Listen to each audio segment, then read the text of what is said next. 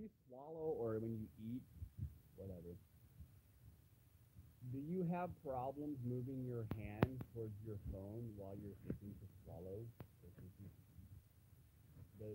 does eating get in the way of you being able to move your hands places and move your feet places? Like, I hope not. That's why, because of a straw, you should always eat like this.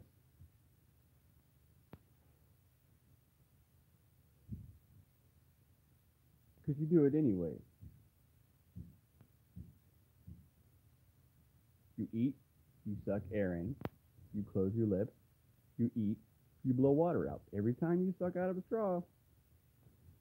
So if you always did the frog, that's what I call it, then you would be able to focus on what your hands and feet are doing at all times, and you'd be able to consciously move yourself around faster and be able to multitask a little bit better. Even though driving on a cell phone takes 33% of your brain off the road, texting on a cell phone takes a lot more. I don't remember the statistic on that one. And I don't know, I can't quote the statistical people who did that. I apologize. Somebody else said those things. Except for eating like a frog. So, like, quit being a hypocrite or quit drinking out of a straw, because you drink out of a straw just like this. I will demonstrate. Now, usually we suck in our straw. Like, how many times do you suck air in your mouth after? Well, you suck the liquid in your mouth after you eat. So, like, I don't know.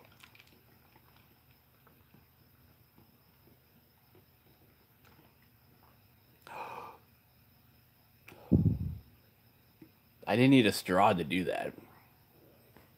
Just do it all the time. You got a light bulb in your face anyways watching me talk, right? Like, give up. I'm pretty positive the people in other countries that speak backwards eat that way all the time too. A lot of the Oriental people, like, they giggle and they're really cute when you go get a pedicure, manicure, or whatever. And the Spanish people sometimes speak backwards. It depends on what they're saying. Americans don't speak backwards because they never heard my joke. What did the cinnamon tree say to the strawberry? Never mind. Like, so you've got every language that speaks backwards, like boy good, car green, girl stupid. And then you've got the Spanish people who do it sometimes, and I don't know enough Spanish to give you examples. And then you got the English people who never do it because they hit the word never mind and their brain tells them, if I just don't say the word never mind, I'll be okay. And then they turn into like some gorilla or something. And it's like, what did the cinnamon tree say to the strawberry? Never mind. So, like, chill out. It's just a word. My eyeballs can't hear me. And I'm allowed to speak about my body because I practiced 19 years of closed-eyed meditation just to be able to help you see better. And if you want to get more in-depth neurological doctor talk, go to my YouTube channel, The Garden of Eden. There's a video there that says, yes, I'm an unlicensed neurologist. This station is more or less for the questions that Google doesn't know, because I was told that Google knows all the answers to life, but they don't know the questions. And I only elaborated more because there's somebody watching. So, The Garden of Eden is a channel that has more doctor stuff on it. A lot of it's been privatized because it's been being used against me to keep my children away. And that's unfortunate. And we'll wait till my nonprofit organization and trademark go through. And I might get my kids back then. Or I might move to a different country where they speak backwards and I won't have to worry about trying to teach everybody that saying the word never mind is not a rule, to where, like, they may understand that now that I tell them the cinnamon tree told the strawberry never mind joke. But, like, if Americans have been living in that world for all these years, it's going to be a pretty depressing thing to hear. So it'd be better for me to go to a country that already understands how to eat like a frog. I'd rather not, because I like my house. I have a fruit farm outside I just planted. It'll be ready in a couple years. It's 2.5 bedrooms. I literally, my house looks like I live in Las Vegas, and it's close to my kids. I don't know how, I don't know if the cinnamon tree joke actually has straightened people out towards their belief systems on what my assumption or what my intentions are and whether I'm violent or not, but I ain't violent. I never have been since my divorce. And I was born with a rare eye disease that caused me to not see reality fully because there was a blind spot in my left eye that I didn't know about. And I was also born left eye dominant and switched over to my right eye dominance. And so that's that. I guess I'll continue since you're still watching.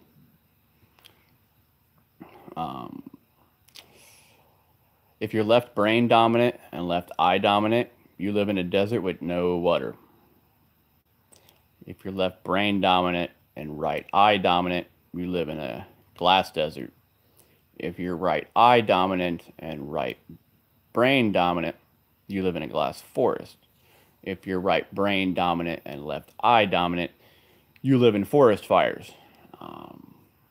Those are the four perceptions, perspectional dominances. Like, that's it. There's just the four of us. Well, then you got blind and deaf and mute people, but like the whole hear no evil, see no evil, speak no evil thing is dumb because you're not deaf, blind, or mute, most likely. So we need to stop using that phrase because it's quite mean towards those people that are deaf, blind, and mute. It had nothing to do with the people that can see, hear, and talk. However, you forgot that there are two other senses. Sleep and meditation are senses and actions as well, but seeing and hearing and smelling and tasting and touching are also actions. If you want to know more about how deep the number 7 goes, I don't have my notes in front of me, so I can't do that ad lib because I've only made one video about it. But if you want to know how deep the number 7 goes into different categories, go watch the Garden of Eden channel and the video titled, Yes, I'm an Unlicensed Neurologist. And I shouldn't have had this video go that long because it was just supposed to be a question for my common sense test that I make after I have enough questions, which will probably take the rest of my life. And it'll be organized shortly after or shortly before I die, which is give or take 30 years. So thanks for watching this long. Apparently the cinnamon tree joke gets people to not really be afraid. And they're like, what's that? And I'm happy that I can actually be felt like people want to listen to me now because after all, I am Buddha. And to leave you at this note, like my spinal cord is stuck in a corner at all times, whether I'm moving or sitting, my spinal cord is in a corner. And that was the whole point of closed-eyed meditation. But a lot of people don't practice that, so they don't understand that. And now you do. So if you want to know more, go visit my the Garden of Eden channel. And like I said, most videos are privatized, but the good ones are still up there. And there may be information in those that you don't want to hear because I haven't been able to organize all the analogies according to the categories they lie in. There are like there's drug analogies, and if you haven't done heroin, you don't want to know about it, and I apologize for anybody I've given heroin to. There's gland issues; those are for the mentally ill. I don't know if there's emotions analogies because that might just be euphemisms, which a euphemism is a way of saying something cleverly without actually saying it. And then there's physical analogies when I talk about my body, like my eye can see my other eye if I look towards the side of my ear, which teaches your eye dominance. So there may only be 3 categories of analogies. I haven't quite figured that out yet, as I will soon be speaking to a hospital in a different state about my research because they emailed me saying they wanted to know. And it's just fortunate that scientists have been studying all these drugs. They just started studying all these hallucinogenic drugs. And it's like, I called them up after I got this email and I was like, I'm done with that, man. Like, you want to talk? So they gave me the research department's phone number and we can discuss the LSD, which if you really want some LSD, all you have to do is take a drink with your left hand and then blow air out your nose after you eat. I don't do that because I've swallowed then blew air out my nose too many times while I was asleep. Like I can do it, but it really, really, really messes me up, and my dream eyeball makes me stay up a long time. And I don't know. Like you can actually eat eyeballs. Like go get a cow eyeball, fry it up, barbecue it, salt it. I don't know. Other countries do it. I don't know what we're doing with all the animals' eyeballs on this country, but like that's a lot of food you're wasting. And side note, the giant squid has the biggest eyeball on planet. It's about the size of my head. Now that's a meal. And I like that you're still watching, but I don't want to regurgitate information, so I'm going to trust that you're going to go subscribe to my other channel that goes into more in-depth normal neurology doctor stuff about the 7 categories of 7 things, or however many categories of the number 7 there are. I think there's 7 categories of 7 things that are important on this planet that are all logical. They're strange because you haven't heard them, because Americans aren't used to wanting to listen to someone talk backwards. And it's just unfortunate that I've had to go through the past that I have of the emotional harm that has been put on me to get to the point where people are apparently understanding a little bit about what I'm saying. So I'm going to let you go. Go ahead and watch it. Maybe I will go upstairs and get some more of my notes out, and I'll go to the Garden of Eden channel, and I'll go live and work on something else that I haven't put on video, because I have lots of notes. Oh, I've been studying this psychology field, which I call frogology. It's called frogology, by the way, not psychology, because it's like, oh, psychology. That doesn't sound good. So it's frogology. Teaches us how to eat. On my other video, it teaches there's 10 ways you can eat. And just for purposes of the one I never do, I don't eat and then suck air in my nose, because I'm not a homosexual. So I don't do that. It's bad. And if you probably need to be able to close your eyes, breathe in your mouth, and then out your nose, because people may have said stuff that have made you feel like you snorted opium. Probably Marshall Mathers in his Shadow Talk. So people shouldn't snort opium, and they need to do that, because once you suck air in your mouth with your eyes closed and then blow air out your nose, you ain't gonna snort opium again. Like, that's just the way it is. So I'm going to go to a different channel where it's a different organized, because I'm already out of context on this channel. I have to organize different channels and different things. And I have a family channel. If I ever get a family, I don't see that happening. My name's Reed. Reed Dama is my Facebook. Dama is Chinese for marijuana, D-A-M-A. My middle name's Reed, so I go by R-E-E-D. And I have a lot of stuff on my Facebook that's all free. It's all, well, free. It's all public. I don't feel like I want to be I don't want to be paid to free people's minds of the horrible word nevermind, because I don't feel that's right. I feel there's a lot of people in this country that are afraid of that word, or just choose not to say it for some other reason. Or maybe they choose not to say it because they know he's afraid not to say it. That might be why. But I don't want to really get paid for my neurology knowledge, unless they kind of force me to get paid. But I would take the bare minimum. Like, you pay for my food and my room and my bills at this house. I don't need nothing extra. Like, I got a car that works. I don't need a brand new car. As long as I got food in my belly, a place to sleep while I'm doing my studies, and my house that I live in is paid for, then that's all I need. Like, I don't need a lot of other stuff. So I don't need millions of dollars. And the nonprofit organization would pay me lots of money, but I wouldn't take more than $1 million for personal expenses. And then I would actually take a certain amount more, but those would be charitable donations, but it'd be personal charities. Like, I remember this one girl who like started talking to me and then she turned me into a creep in her own mind and like called the cops on me a lot. So I'm going to bring her 10 grand and say, hey, here's $10,000. I'm sorry you're scared of me, and then leave.